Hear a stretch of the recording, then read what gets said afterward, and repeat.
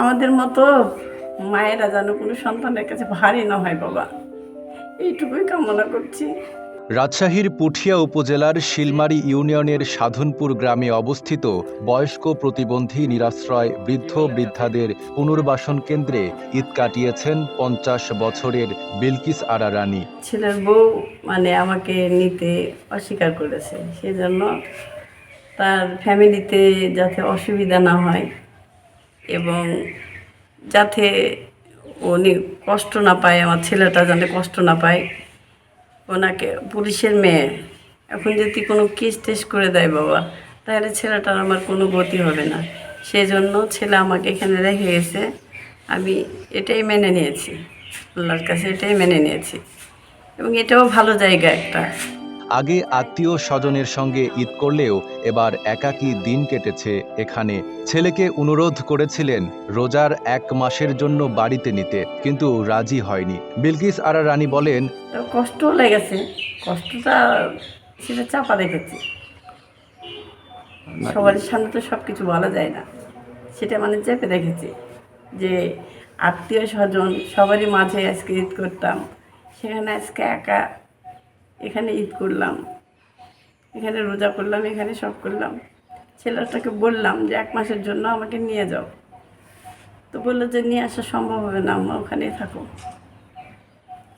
আসলে সংসারে যদি গণ্ডগোল লাগে, আর সেই জন্য আমি আর যেতে চাইলাম না।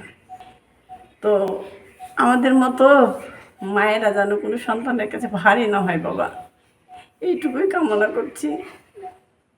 আল্লাহ জানে আমাদেরকে গোরস্থান পর্যন্ত পৌঁছানো পর্যন্ত যেন তাদের কাছে এইটুকু আশা করছি। ওয়ালটন আবারও মিলিনিয়ার অফারে ওয়ালটন ফ্রিজ কিনে আপনিও হয়ে যেতে পারেন মিলিয়নিয়ার। মিলিনিয়ার ছড়াছড়ি দেশ জুড়ে, এটা শুধু ওয়ালটেনই পারে। সন্তানের প্রতি ভালোবাসা এখনও অটুট। কান্না জড়িত কণ্ঠে বলেন, সন্তান হয়তো আজ এখানে রেখে গেছে, কিন্তু যেদিন তার ভুল ভাঙবে সেদিন সে আমাকে নিয়ে যাবে, এই আশা নিয়েই বেঁচে আছি। আমি চাই যে কিনা আমার ছেলেটা ভালো থাকুক, 5 ওয়াক্ত নামাজেও দোয়া করি, সবার জন্য দোয়া করি, সেন্টারের জন্য দোয়া করি, যারা আমাদেরকে পরিচালনা করছে তাদের জন্য দোয়া করি, যারা আমাদেরকে খাবার দিচ্ছে তাদের জন্য দোয়া করি, যারা আমাদেরকে বাইরে থেকে খাবার দিচ্ছে তাদের জন্য দোয়া করি। যখন আল্লাহর কাছে 5 ওয়াক্ত নামাজে হাত তুলি তখন সবার জন্যই দোয়া করি। আর সন্তানের জন্য দোয়া করি যে সন্তান মাকে আজকে হয়তো এখানে রেখে গেছে, হয়তো কোনো কারণবশত, হয়তো যেদিন ওর ভুল ভাঙবে সেই দিন হয়তো আমাকে নিয়ে যাবে, এই আশাই নিয়ে আছি, এখন এই আশা নিয়েই বুক বেঁধে আছি। বৃদ্ধাশ্রমের তত্ত্বাবধায়ক নাসির উদ্দিন জানান, এখানে বর্তমানে 9 জন নারী পুরুষ রয়েছেন। ঈদ উপলক্ষে তাদের জন্য উন্নত খাবারের ব্যবস্থা করা হয়েছে এবং প্রাথমিক চিকিৎসাও দেওয়া হয়। তারা বাচ্চা কাচ্চা ছেলে মেয়ে মানুষ করে তারা ঠিকই করে খাচ্ছে। এদের ভাগ্য এখন ধরেন এতই খারাপ যে শেষ পর্যন্ত তাদের বাড়িঘর রেখে আসা এই বৃদ্ধাশ্রমে থাকতে হচ্ছে। এটা কষ্টের, খুবই দুঃখের। এখানে মূলত